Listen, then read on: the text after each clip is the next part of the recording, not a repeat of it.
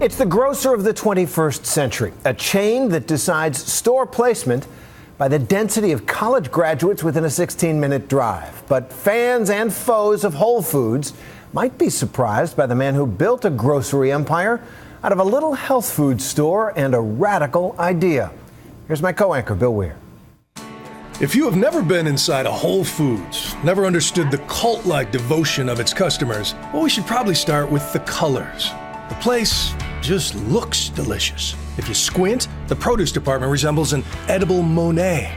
And this is not an accident. In fact, the Whole Foods aesthetic starts long before they put a cute sign over a perfect stack of rainbow chard. You run calcium on all the cherry tomatoes right now? It starts out here in the dirt. You know, we're specifically growing this for Whole Foods. You guys are looking for better color? It's absolutely beautiful. It's going to be great in our stores. Bob is a Whole Foods field and quality inspector, Small gray bugs down in the crown. while Harvey is a Whole Foods forager. So sweet. They are kind of like Major League Scouts, but instead of driving to random ball fields looking for pitchers, they hit farm fields and farmers markets in search of the crunchiest green pepper or a nice Peruvian chocolate cashew milk. Wow. Harvey scours foodie blogs and drives hundreds of miles per week. This is sesame going on. And then Today, he's looking for up-and-coming bagel artisans or socially responsible pie makers who've gone organic. What's in the water, like Right. what's in the food we're eating. What's in the air? What's in the air. Pollution, pesticide, chemical. Follow him around for a bit and you'll see that cost is a lot less important than ideals like fair trade, no preservatives, and humanely treated livestock. Values which attract the kind of person willing to pay $8 a pound for granola. But here's the interesting part. While there may be a lot of so-called liberal elites proudly reading the labels at Whole Foods, they would have a tough time labeling the man who created Whole Foods, John Mackey. I'm an individualist. I'm not really a conformist, which gets people mad at you sometimes because they don't quite live up to their stereotypes. For example, he spent some of his long-haired youth living in a vegetarian co-op, but now calls Obamacare fascism. He is a health-conscious vegan who has no problem selling pork sausage or genetically modified foods. And while his stores aim for a low-carbon footprint and sell only sustainable fish, he doesn't believe in man-made global warming. I don't think we necessarily know that's been caused by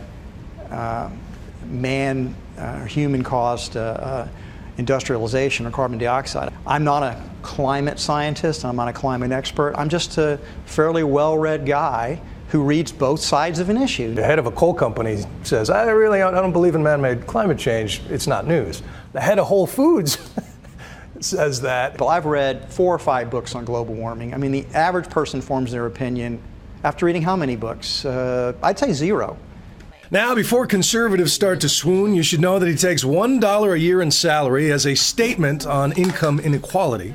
He equates modern hamburger production with the evils of slavery and denying women the right to vote. I think people will look back 100 years from now with horror on how we treated livestock animals because people are not conscious of it. We just want to have cheap meat. Swearing off meat is a big part of Mackey's story. He fell in love with fresh produce living in that co-op, borrowed some money, and as a dig at grocery giant Safeway, opened Safer Way, a health food store in Austin, Texas. 32 years and 345 stores later, Whole Foods is still smaller than Safeway, but almost 3 times more valuable as a company. Sometimes it's kind of a balancing act between the orange and the red. See, having a small army of Bobs and Harveys to source quality over quantity can bring bigger profits. But it has also driven smaller competitors out of business and earned a snarky nickname from cost-conscious shoppers, Whole Paycheck. Mackey hates that. We've done studies that show you can eat the healthiest diet in the world and not spend more than $4 or $5 a day per person. When I say the phrase whole paycheck, what goes through your mind? Put it back in your mouth. That's old news, man. That's old news. That's old news. That It's doesn't old news. apply anymore. It's not where we are right now. It was true a few years ago. It was true, though. And it's a catchy term. Walter Robb was named Mackey's co-CEO a few years ago, which around here doesn't come with a lot of financial perks. When he offered you the co-CEO job, No raise in did pay. you try to get $2 a year, or? No. All of the employees of Whole Foods know exactly what everyone else makes, and no one can make more than 19 times the average salary of around $18 an hour. At other Fortune 500 companies, the CEO makes around 325 times more. You talk about the sense of camaraderie, the teamwork here. I was reading that your employees at the store in Madison, Wisconsin, wanted to unionize. What happened there? What happened is we let them down. I mean, I was there, and when we went there, the culture had fallen apart, and the team members lost faith in that we meant what we said. Rob says those employees eventually changed their mind, but the decade-old episode still stands as a wake-up call on the road to conscious capitalism. In his new book, Mackey preaches that the best companies are those that treat employees and customers and suppliers and neighbors all as equal stakeholders. Happy team members results in happy customers, results in happy investors.